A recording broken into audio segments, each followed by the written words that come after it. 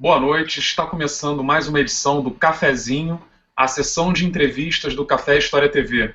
Eu sou Bruno Leal, editor da rede social Café História, e nesta edição do Cafezinho, que está sendo transmitida ao vivo nesse 15 de janeiro de 2014, o nosso convidado é o historiador Carlos Fico, professor do Instituto de História da Universidade Federal do Rio de Janeiro e do programa de pós-graduação em História Social dessa mesma universidade. O professor Carlos Fico irá falar sobre os 50 anos do golpe de 64. Professor, muito boa noite, seja bem-vindo ao Café História TV.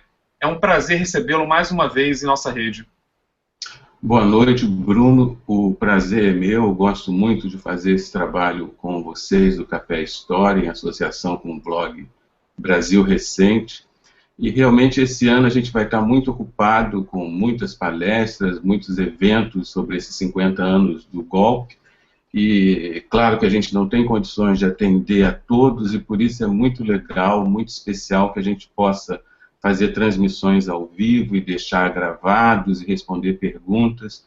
Então eu acho que nesse ano a gente vai conseguir chamar a atenção para uma coisa muito importante que me parece, que é o golpe de 64 em si, que foi um episódio tão marcante da história do Brasil recente. E esses aniversários redondos assim servem muito para a gente fazer uma revisão, uma reflexão mais detida sobre esses episódios. Com certeza. Bom, maravilha. Agradeço demais a disponibilidade de participar com a gente, mais uma parceria entre o blog Brasil Recente e a rede social Café História. Antes de iniciar a nossa conversa propriamente dita, eu queria dar rapidamente 3 recados ao público, né? Primeiro, agradecer a todos que estão nos assistindo nesse momento. Nós já somos mais de 150 telespectadores ligados nessa transmissão, é um número muito bacana que continua crescendo. Segunda coisa, quem está assistindo já pode fazer perguntas, né? Essas perguntas podem ser enviadas a partir da rede social Café História. O endereço da rede, para quem não conhece, é caféhistoria.ning.com. Repetindo, caféhistoria.ning.com. Ning, N-I-N-G.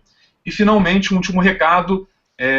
Eu quero convidar todos para acessarem o blog do professor Carlos Fico, Brasil Recente, que o endereço é brasilrecente.com. E não se esqueçam de se inscrever no Café História TV para acompanhar as novidades do nosso canal. O endereço é youtube.com/Café História TV. Agora sim, vamos às perguntas, professor. Eu começo um pouco pela ocasião pela qual nós estamos aqui hoje, né? Para muitos historiadores da história do tempo presente, muitos historiadores da história do tempo presente já chamaram a nossa atenção para a riqueza desses aniversários históricos, né? Isso é, essas datas redondas de eventos importantes. Na sua opinião, professor, o que nós podemos esperar desse ano de 2014 em relação à recordação dos 50 anos do golpe de 64? Será que nós teremos, por exemplo, um ano de revelações ou ainda um ano em que a sociedade venha a se envolver um pouco mais com esse período da história brasileira? Olha, Bruno, eu tenho a impressão que nós não vamos ter grandes revelações. Ainda hoje pela manhã eu dava uma entrevista a um jornal sobre a participação dos Estados Unidos e o jornalista me perguntava isso também, se há mais revelações. Eu acho que nós temos já um conjunto de conhecimento significativo sobre esse momento.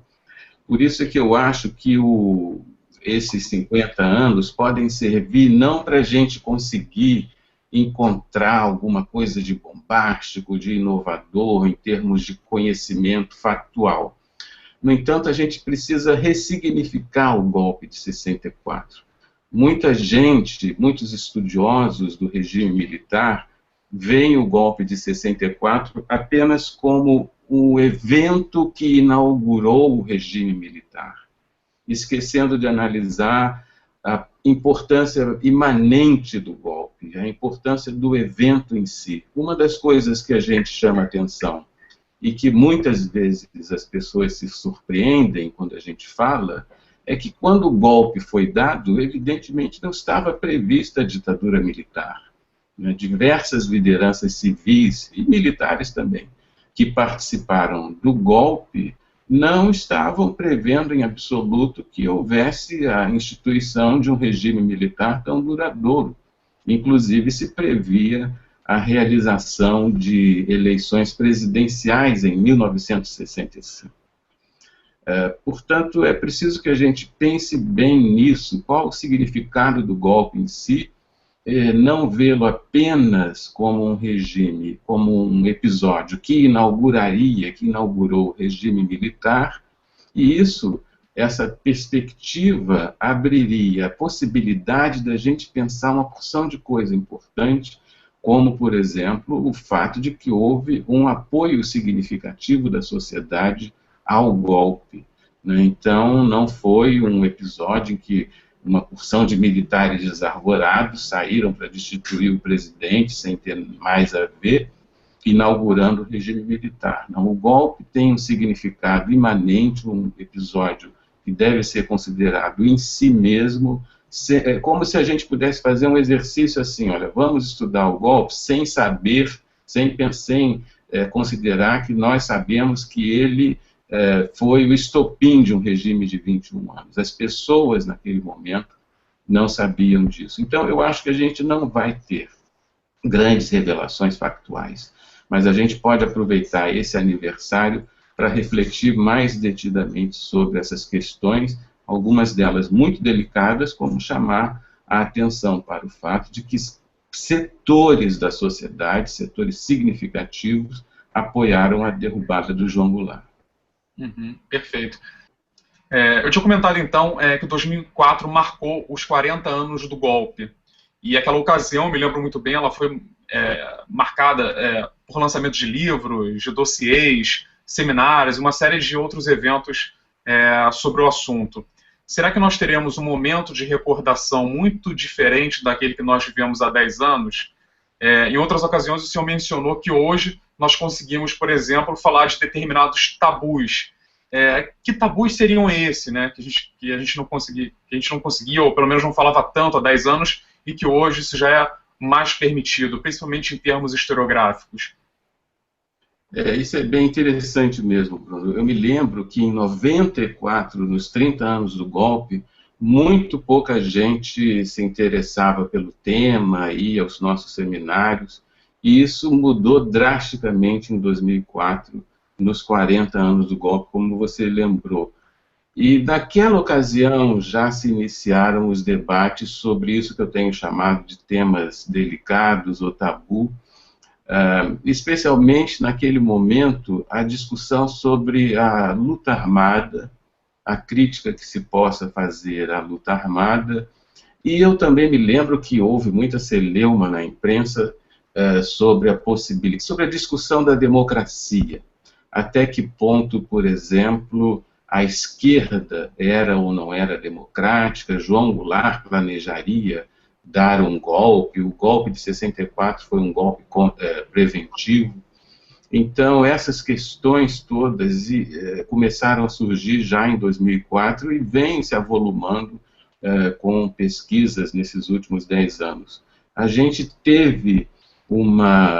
está tendo uma produção historiográfica muito significativa, impactada pela abertura dos documentos que foram sigilosos durante muito tempo. Então, diversos programas de pós-graduação pelo Brasil afora têm feito dissertações e teses sobre esses temas e com base nessa documentação. E o que eu acho curioso, para retomar um pouco a nossa primeira questão, é que o golpe propriamente dito ele não é muito pesquisado. Né? Há muitas pesquisas sobre censura, sobre tortura, sobre repressão, sobre os diversos aspectos que marcam o regime militar como um todo.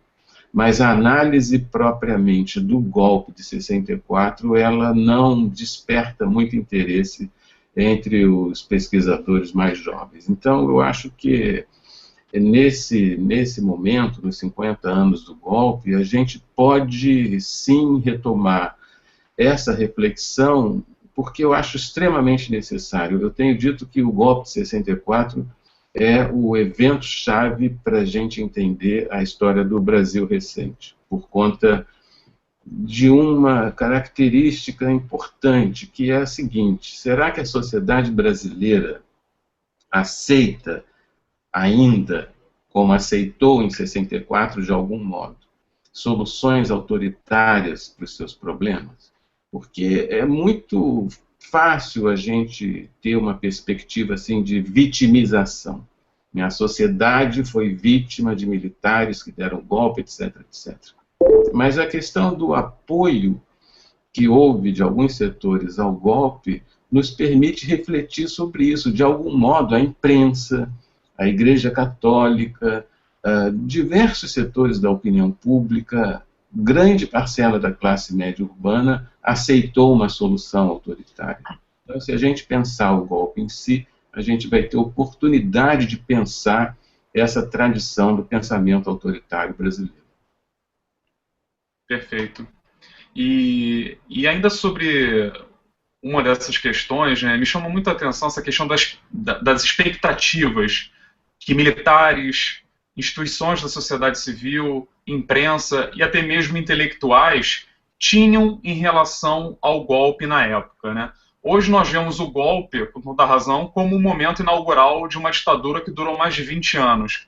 Mas naquela época, que expectativas tinham esses setores, né? Eu imagino que apoiar o golpe de 64, naquela época, não necessariamente significava o mesmo que apoiar uma ditadura militar, até porque esses setores não poderiam prever isso exatamente, né? Essa diferenciação, ela é correta? Sim, sim, ela é correta, ela é exatamente o que eu defendo, ou seja, a gente precisa entender que no momento em que o golpe foi dado, havia perspectiva de eleições presidenciais em 1965. A gente talvez possa distinguir duas coisas: o golpe de 64 e a derrubada de João Goulart. Não sei se é um jogo de palavras, mas eu quero dizer o seguinte: muita gente que apoiou aquele episódio estava, sobretudo, preocupada com a deposição de João Goulart. Muitos setores da imprensa escreviam diariamente nos seus jornais que o governo não era adequado, que não era possível a perpetuação daquilo que eles viam como baderna, como descontrole das greves, como descontrole da economia.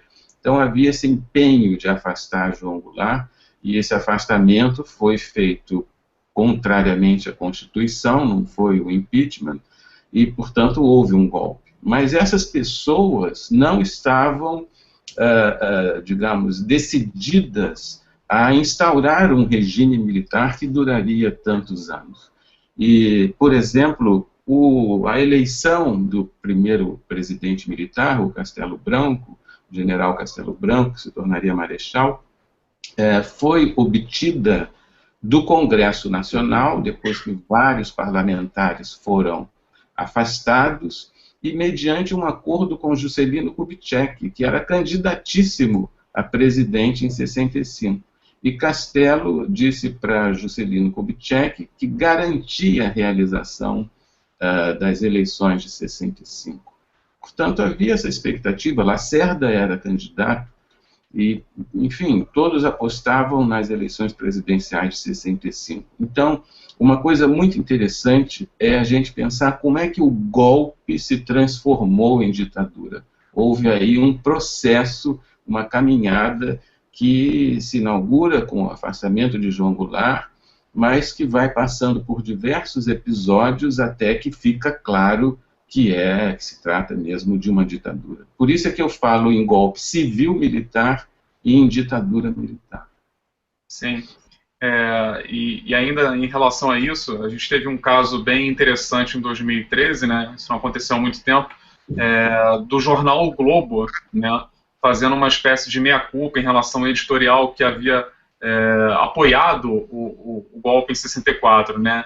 Então, acho que a gente vive um momento também de reavaliação dessas posturas e será que isso significa também essas datas redondas, esses acontecimentos vão ser passados a limpo por essas instituições, até mesmo para tentar também compreender como se dava essas bases de apoio, essas diferenciações entre uma coisa e outra? Será que é algo que a gente vai ver com mais frequência, principalmente a partir desse ano de 2014?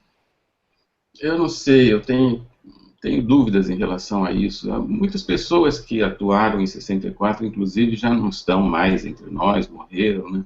As organizações Globo, em geral, o jornalismo da Globo sofre muito com esse passado, né? Esse passivo que eles têm. Eu acho dificílimo reverter essa situação.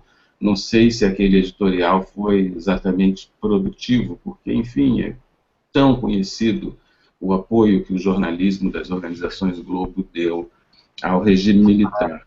Houve uma mudança de posição muito imediata também na imprensa, mas lá mesmo em 64. O famosíssimo jornal Correio da Manhã lançou editoriais chocantes de primeira página, logo antes do golpe, um intitulado Basta e o outro Fora, propondo exatamente a deposição de João Goulart. Mas depois que veio o ato institucional, depois que se verificaram as situações de tortura e violência logo depois do golpe, esse jornal e muitos dos seus jornalistas revisaram a sua posição e se tornaram críticos do regime militar e das ações de tortura. Então, você vê que essas situações, esse ir e vir, indica justamente a diferença que a gente está tentando pontuar entre o golpe e o regime militar propriamente dito.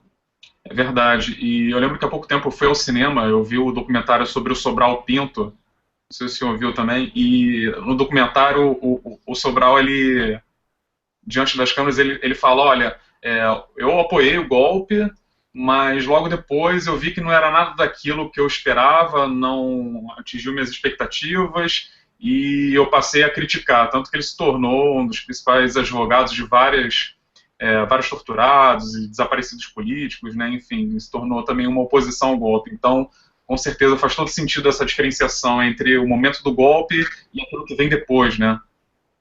Exatamente. E, inclusive, diversas lideranças civis que deram o golpe, não apenas apoiaram, mas deram, como Magalhães Pinto, que era governador de Minas Gerais, e ele teve uma participação decisiva na derrubada de João Goulart, assim como outros, o Carlos Lacerda, o próprio Juscelino Kubitschek, o Adhemar de Barros. Todos esses civis não só deixaram de apoiar paulatinamente o regime militar, como foram punidos, né? Foram punidos. Então, é por isso mesmo que eu acho que a gente pode falar, como eu disse antes, de golpe civil-militar. Não porque houve apoio de civis, mas porque civis estavam decididamente envolvidos na derrubada de João Goulart e patrocinaram essa derrubada, como presidente do Congresso Nacional, que declara a vacância e assim por diante. Mas muitas dessas lideranças civis ou se arrependeram ou se frustraram nos seus interesses eleitorais e se tornaram críticos e foram punidos, caçados pelo regime militar. Então essa diferenciação é muito importante e a gente não consegue ver isso se pensar o golpe apenas como inaugurador de um regime que já estava mais ou menos antevisto desde aquele momento. As coisas realmente não foram assim. Sim. E professor, como o senhor avalia a recente produção historiográfica sobre o tema da ditadura militar no Brasil? Que trabalhos, que temas ou caminhos nós poderíamos chamar de inovadores hoje em dia?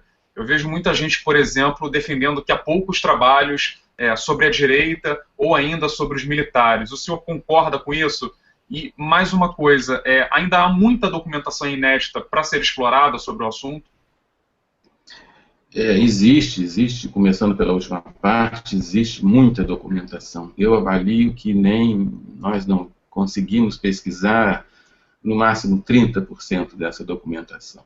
Então esse é um viés, um caminho, né, que certamente está se consolidando, o da pesquisa desses acervos que foram sigilosos até a lei de acesso à informação, e que tem sido trabalhado no Brasil todo. A frequentação do Arquivo Nacional em Brasília, onde está a maior parte desses acervos sigilosos, é significativa. Sempre eu vou lá e sempre encontro mestrandos, doutorandos pesquisando.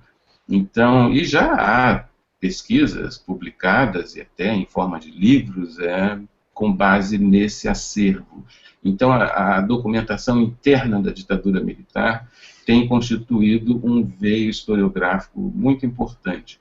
Outro que eu acho muito importante também é o da abordagem, vamos dizer assim, regional. Não é a melhor expressão, mas com ela eu estou querendo designar as pesquisas que abordam como foi o golpe ou o regime militar no Nordeste, no Norte, no Sudeste, no Sul do país, enfim, nas diversas regiões. Há uma realidade muito diferenciada e muito rica no Brasil, se nós pensarmos como que esses episódios todos foram vividos em cada um desses lugares. A historiografia, como é comum, ela ainda é muito centrada no eixo Rio-São Paulo, mas vão surgindo aos poucos pesquisas, inclusive por conta da abertura desses acervos documentais também nos estados, né, sobretudo dos antigos DOPs, de maneira que eu acho que essa é uma vertente historiográfica importante. Até recentemente havia essa ideia de que a direita era pouco estudada. Ainda é, de fato, pouco estudada. Prevalecem estudos sobre a esquerda, sobre a resistência, sobre a luta armada, mas, paulatinamente, inclusive por conta dessa documentação, que é uma documentação produzida pela direita, vão surgindo estudos sobre esse setor político, talvez menos sobre os políticos de direita. Esses realmente ainda são pouco abordados. Uma figura, por exemplo, como Petrônio Portela, mereceria um estudo, né? Mas nós temos já mais estudos sobre os militares. Verdade. Eu vou passar também a ler algumas perguntas que as pessoas estão enviando, e aliás, as pessoas estão enviando desde cedo. Eu queria agradecer a todos que enviaram perguntas. A gente vai tentar dar conta aqui na medida do possível e contemplar o maior número de pessoas. Eu tenho uma pergunta aqui bem interessante, do Carlos Vinícius, de Nova Iguaçu, Rio de Janeiro. O Carlos Vinícius pergunta o seguinte: estou no ensino médio e a ditadura é um assunto que me interessa muito. Em vários lugares já li que Jango não resistiu ao golpe, e isso me deixa em dúvida. Mesmo com o apoio dos Estados Unidos na Operação Brother Sun, se Jango estivesse determinado a resistir, a ditadura poderia não ter acontecido?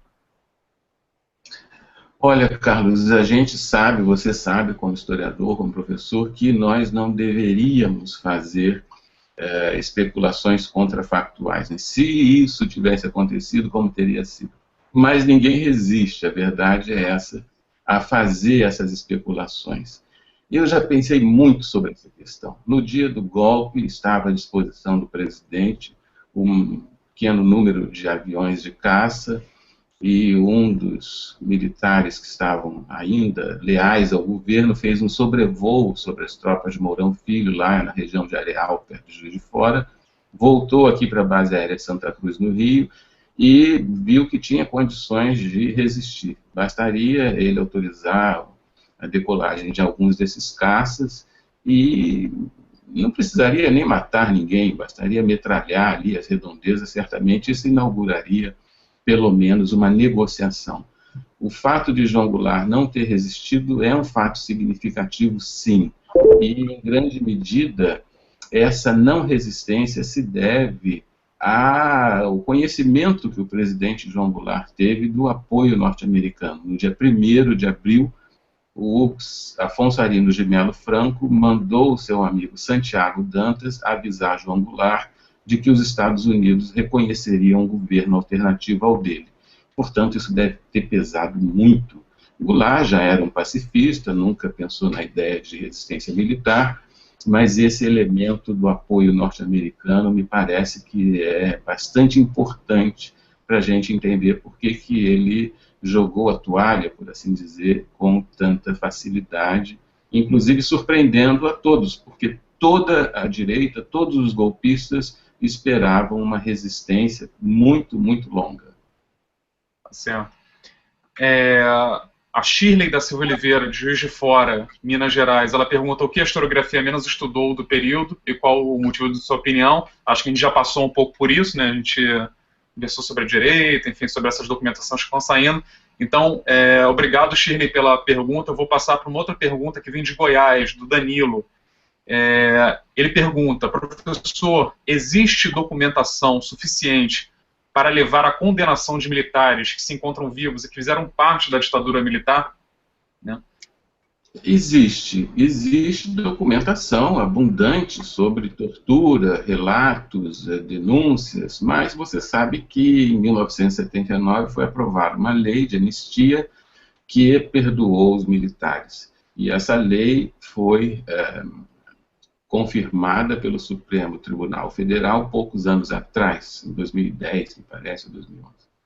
Então, não há possibilidade jurídica no Brasil de se punir quem quer que seja, nem militares, mas lembre-se também, civis. Muitos civis foram responsáveis por tortura, por repressão, por ações arbitrárias as mais diversas, inclusive no âmbito da censura, e essas pessoas não podem ser responsabilizadas, ou porque estão mortas, ou porque a lei da anistia ainda prevalece. De maneira que há um debate, recentemente eu vi que, não sei se a Comissão da Verdade ou setores próximos a ela, vão propor a reinterpretação da lei da anistia mais uma vez. Então, se a lei da anistia for revogada pelo Congresso Nacional, seria possível punir essas pessoas, sim, porque há suficientes provas que mostram a culpabilidade delas. Sim. O Leandro Lopes Costa, de Blumenau, Santa Catarina, ele pergunta algo que a gente já debateu também, mas acho importante voltar, até porque a gente teve uma queda na conexão e agora voltamos com a nossa entrevista. Ele fala sobre essa questão dos termos que nós utilizamos na historiografia. Ele fala, por exemplo, ele cita o caso do historiador Daniel Arão Reis, que sugere o termo da ditadura civil-militar, né? Quer dizer, ele pergunta até que ponto a gente pode falar em ditadura civil-militar ou apenas em golpe civil-militar. Ele quer saber se, mesmo depois do golpe, ao longo da ditadura, houve dentro da sociedade setor ou setores que sustentaram essa ditadura.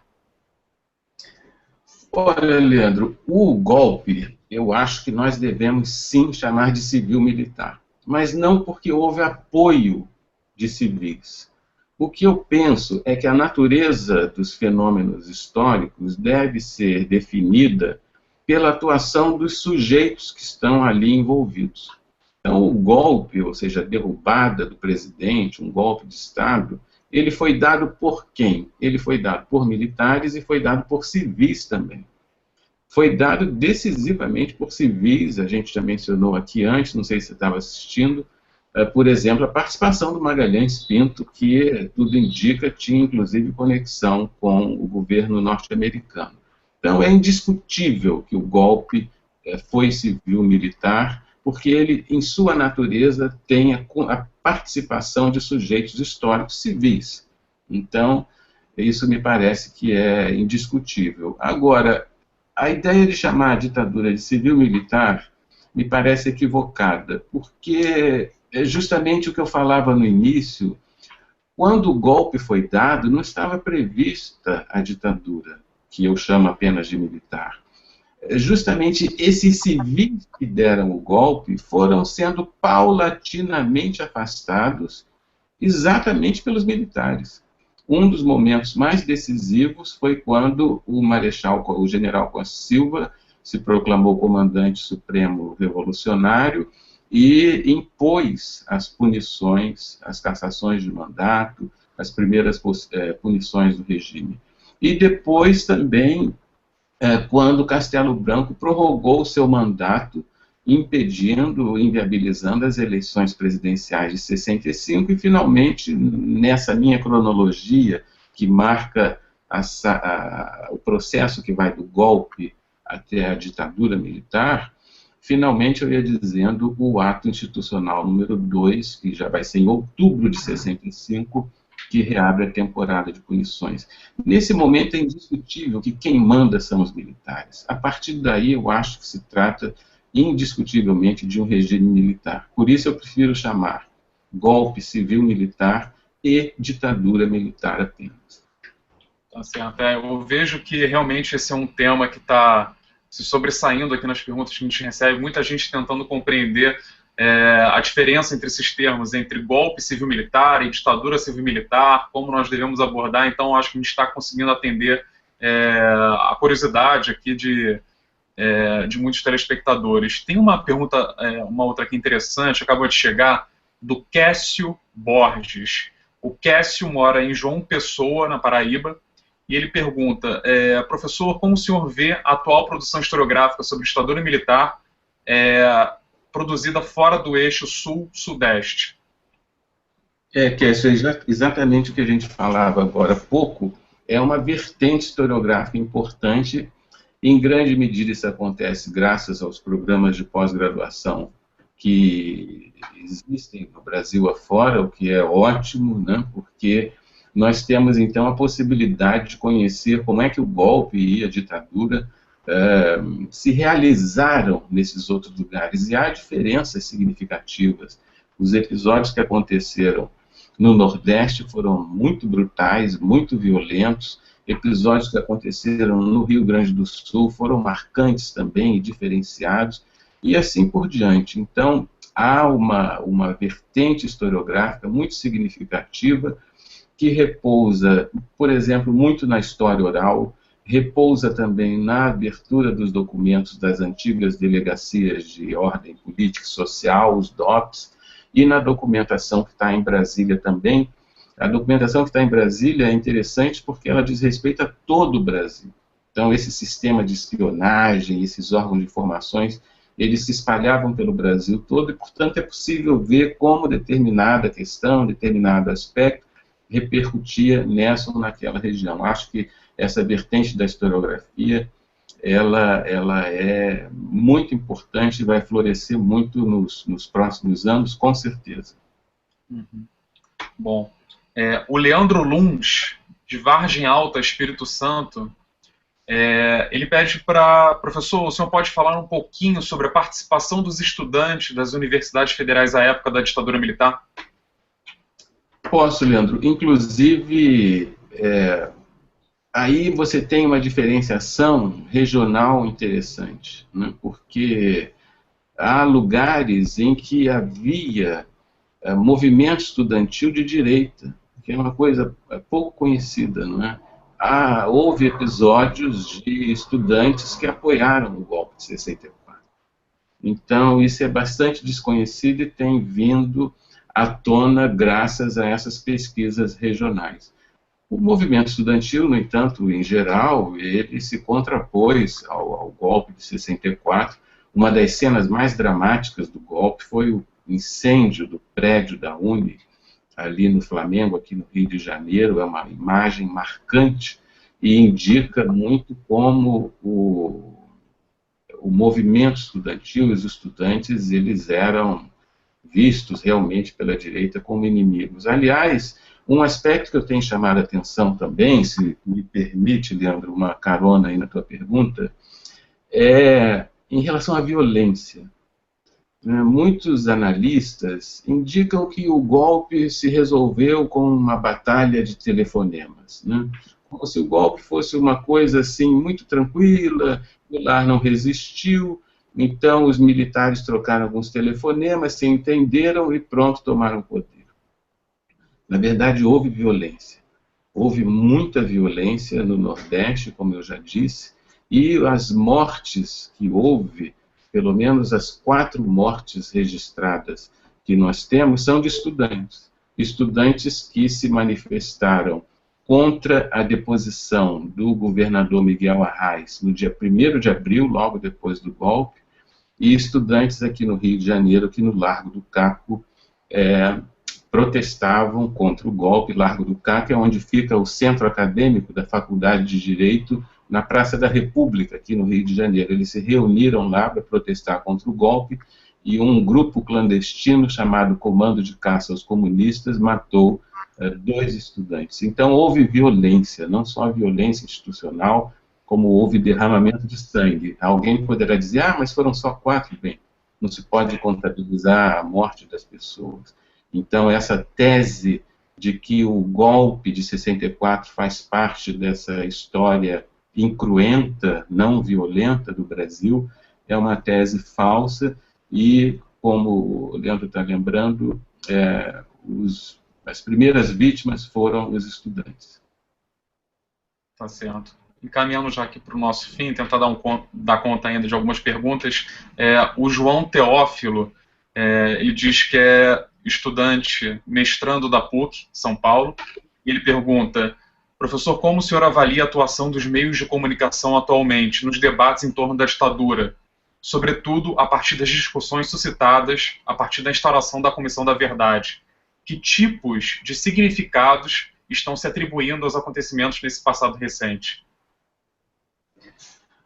Olha, eu tenho a impressão que os meios de comunicação, a Comissão Nacional da Verdade e outros setores também, são muito pautados por um discurso que é legítimo, que é o da militância dos direitos humanos.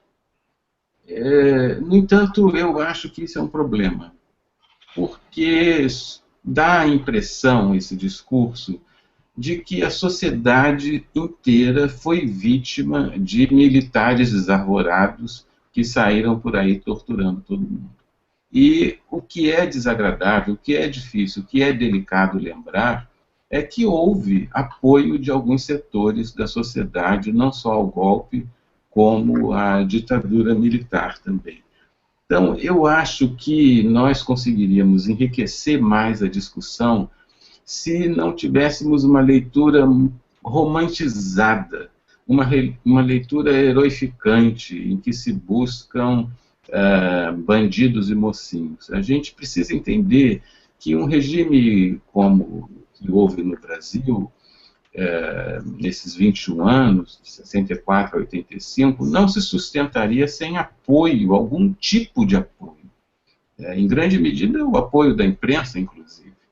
Então, eu vejo que a atuação da mídia, ela é uma atuação que eu acho até muito rica em relação à própria Comissão da Verdade. Eu tenho a impressão de que as maiores descobertas que foram feitas nos últimos anos, elas se deveram à atuação dos jornalistas. Há jornalistas brasileiros que têm se empenhado e têm conseguido trazer revelações realmente significativas sobre aquele período, mais até do que a Comissão Nacional da Verdade, pelo menos até agora. Vamos aguardar o relatório final. Mas, no geral,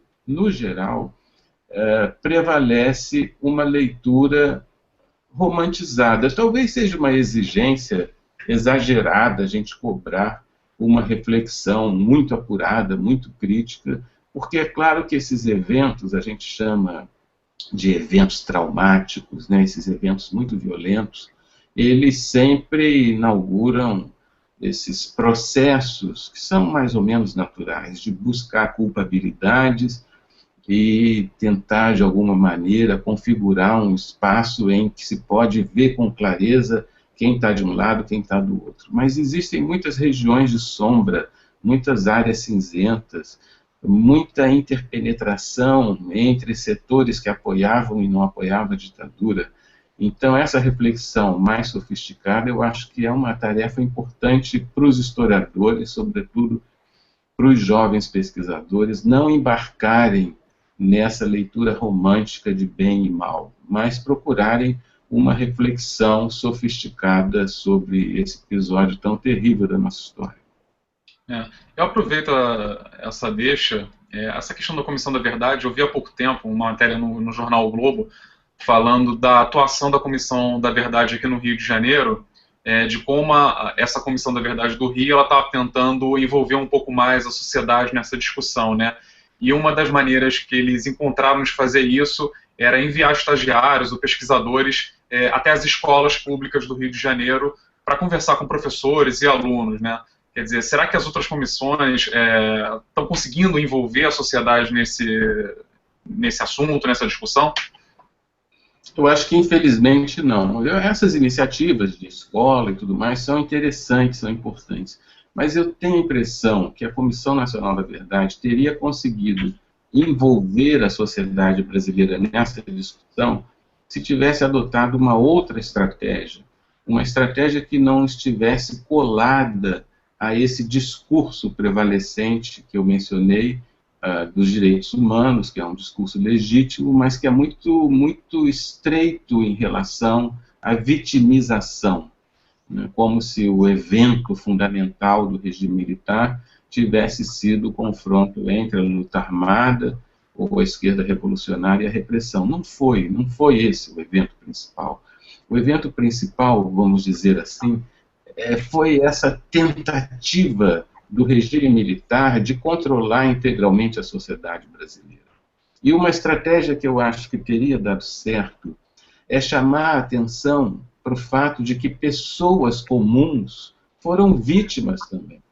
Muitas pessoas nem sabem que foram vítimas do regime militar, porque esses órgãos de informações que havia por aí espionavam todo mundo e mandavam informações para chefes superiores, donos de empresas, diretores de autarquias, de estatais, prejudicando essas pessoas. E esses dossiês das pessoas comuns, eu estou chamando de pessoas comuns, aqueles que não eram da esquerda, mas foram vítimas também. Esses dossiês estão aí à disposição. Se alguém, pai de alguém que nos está assistindo, ou avô, souber que, mesmo não tendo sido de esquerda, ele foi prejudicado pela ditadura militar, será que ele não se interessaria mais por esse assunto? Eu tenho certeza que sim.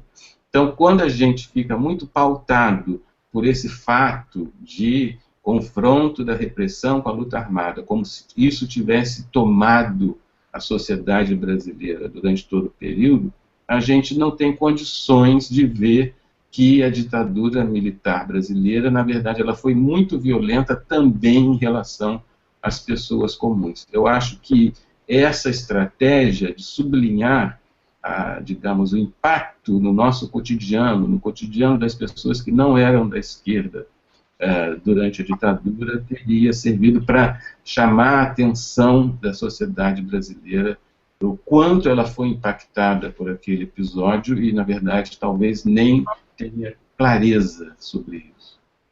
Perfeito. Eu vou ler agora as duas últimas perguntas. A penúltima pergunta ela foi feita pelo Fábio Pereira. O Fábio é de Natal, Rio Grande do Norte, e ele pede, professor, o senhor pode falar um pouco sobre o apoio da Igreja Católica no momento do golpe e posteriormente sobre a resistência dessa mesma igreja ao regime militar? Fábio, a igreja apoiou o golpe discutivelmente. Houve, inclusive, a ida de diversos bispos ao gabinete do general Castelo Branco, e, mais do que isso, antes mesmo do golpe, foi a capilaridade da Igreja Católica, foi o fato de haver Igreja Católica em praticamente todas as cidades brasileiras, que permitiu o sucesso do famoso movimento conhecido como Marchas da Família com Deus pela Liberdade. Eram manifestações públicas com o apoio da Igreja Católica, em que levava as pessoas às ruas para protestar contra o governo de João Goulart. Algumas dessas marchas foram muito numerosas, como a do Rio e São Paulo, mas talvez o mais interessante não seja o fato de que houve tanta gente no Rio e em São Paulo, mas que houve muitas dezenas de marchas pelo Brasil afora. Agora, com o desenrolar desse processo, né, que eu tenho chamado do golpe à ditadura, vários setores da igreja, não todos, mas vários e significativos setores da igreja começaram a ficar incomodados com a violência, com a tortura, com o arbítrio, e passaram a criticar o regime militar. Então, depois você teria, por exemplo, a atuação famosa da CNBB, a Conferência Nacional dos Bispos do Brasil, que tornaria praticamente um ícone, né, da resistência à ditadura militar. Mas no golpe e na campanha de desestabilização de João Goulart, a Igreja Católica brasileira teve participação decisiva. Sim. E a última pergunta, então, vem da Renata Costa Moura. Ela mora em Vitória, Espírito Santo, e ela fala o seguinte: professor, eu sei que o senhor tem refletido bastante sobre as diferenças entre as ditaduras do Brasil e da Argentina. O senhor poderia mencionar rapidamente o seu principal foco nessa abordagem? Olha, Renata, é verdade, eu tenho pesquisado muito isso e o principal foco é a questão da violência, é exatamente disso que eu estava falando agora há pouco. Por que que nós deveríamos pensar a ditadura brasileira igual à ditadura argentina? A violência na Argentina, durante o regime militar argentino e mesmo antes, foi enorme, foi completamente distinta, tinha grande visibilidade pública, acontecia no espaço público. Os militares diziam que iam matar todos os subversivos nos jornais, e as pessoas que atuavam na luta armada relatavam nos seus jornais como tinham conseguido matar, por exemplo, um militar. Essa dinâmica social fortemente marcada pela violência criou na Argentina uma memória marcada pelo trauma, o trauma diante da violência. No caso do Brasil não foi assim. Os militares brasileiros tentaram de todo modo ocultar a violência e, portanto, nós não vivenciamos isso. Havia censura, havia propaganda, não se sabia da guerrilha do Araguaia. Quando havia um confronto na rua, isso era imediatamente censurado nos jornais. Então, a sociedade brasileira, durante o nosso regime militar, não foi marcada pelo mesmo tipo de violência que marcou a Argentina. Então, a comparação do Brasil com a Argentina é indevida, porque aqui nós não constituímos uma memória marcada pelo trauma diante da violência, como foi lá, mas uma memória marcada, eu acho, pela frustração, porque nós não tivemos punição dos militares, nós não tivemos eleições diretas, nós não tivemos uma ruptura clara. Né? Quem assumiu o primeiro governo civil foi do Sarney, que até pouco antes era líder político da ditadura. Então, a esquerda brasileira constituiu uma memória frustrada com essa transição. E por isso agora vai se retomando, na medida do possível, as possibilidades de estabelecimento da verdade, de justiça, etc. Mas quando a gente compara a Argentina com o Brasil, e muita gente faz essa comparação, né, pergunta por que lá houve punição e aqui não há? Bem, porque são processos históricos completamente diferentes. Lá houve essa marca brutal, cotidiana, visível da violência, e aqui houve uma ocultação, a censura, a propaganda política, que, portanto, marca um processo histórico completamente distinto.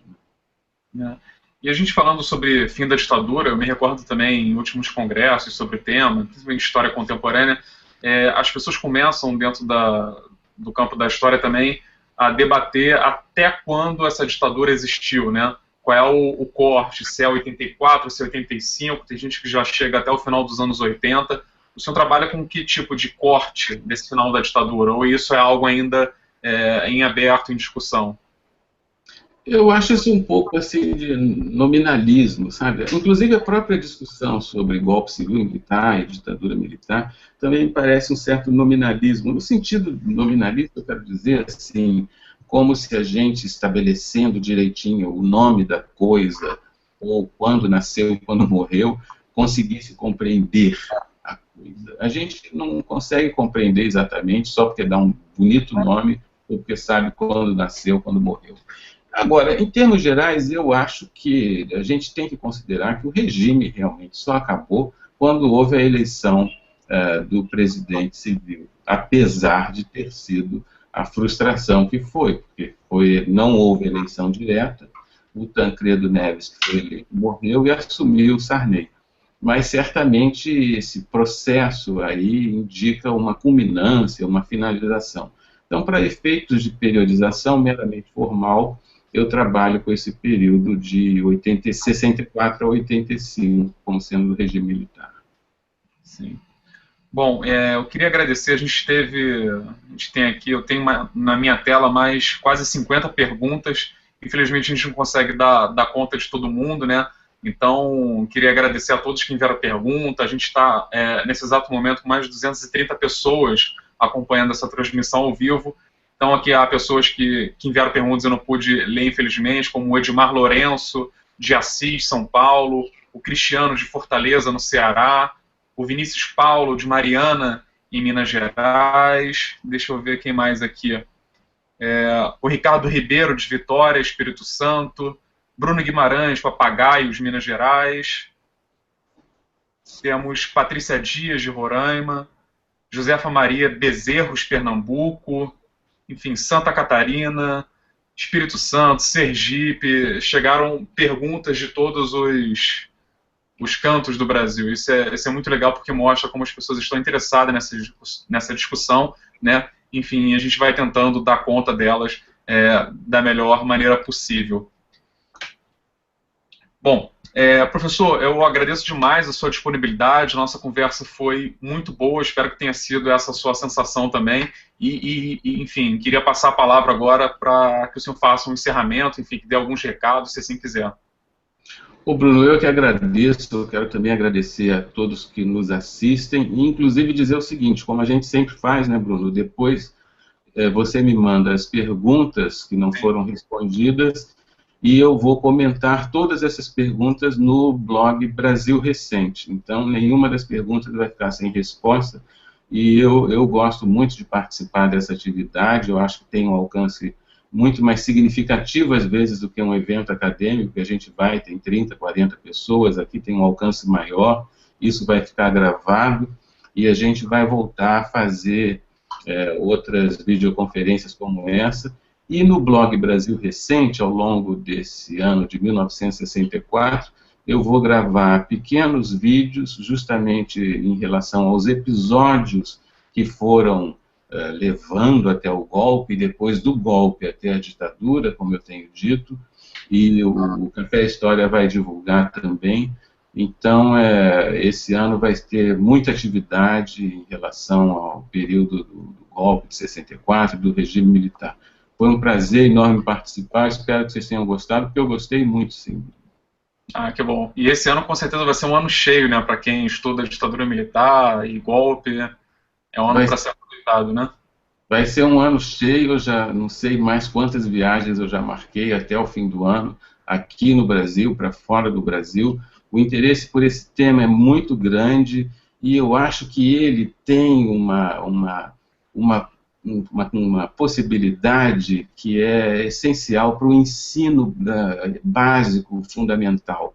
A possibilidade da gente interessar os alunos no tema da história a partir das questões do tempo presente é sempre muito mais fácil. E com a Comissão Nacional da Verdade, os 50 anos do golpe, com os documentários que existem por aí, alguns documentários excelentes sobre o golpe de 64, é muito possível você trabalhar isso em sala de aula. Estou aqui pensando sobretudo nos professores da educação básica. Então acho que esse ano vai ter também essa dimensão assim, de facilitar a abordagem de um tema histórico e levar a juventude a se interessar por esse período recente da história do Brasil. Assim, seria ótimo. Eu acho que essa é um dos objetivos da missão, não só do Café História, como também do Brasil Recente, que é fazer um pouco dessa divulgação científica, da divulgação de história, né? Principalmente na internet, onde a gente tem uma audiência ampla e a gente consegue alcançar, enfim, a todos os cantos do Brasil, né? Acho que isso ficou demonstrado muito pelas perguntas que nós recebemos. Isso mesmo, Bruno. É realmente muito interessante, o alcance é sempre muito grande, sempre que a gente faz essa experiência tem essa resposta significativa, né, das pessoas. Então, eu acho que eu gosto muito de fazer isso, eu invisto muito nisso, eu inclusive espero que os meus colegas que trabalham na academia se animem a fazer também, percam a timidez, porque tem um alcance significativo, não só para a divulgação dos nossos trabalhos, mas também para facilitar a vida de quem atua no ensino, na educação básica. Eu acho que tem tudo a ver. Exatamente, essa também é a minha expectativa. Eu agradeço demais, então, professor. Chegamos ao fim dessa transmissão. Eu agradeço novamente a todos pela audiência. Esse foi mais um cafezinho, sessão de entrevistas do Café História TV. Continuem acompanhando o nosso canal no YouTube e um grande abraço a todos. Café História, história feita com cliques. Tchau, tchau e até a próxima.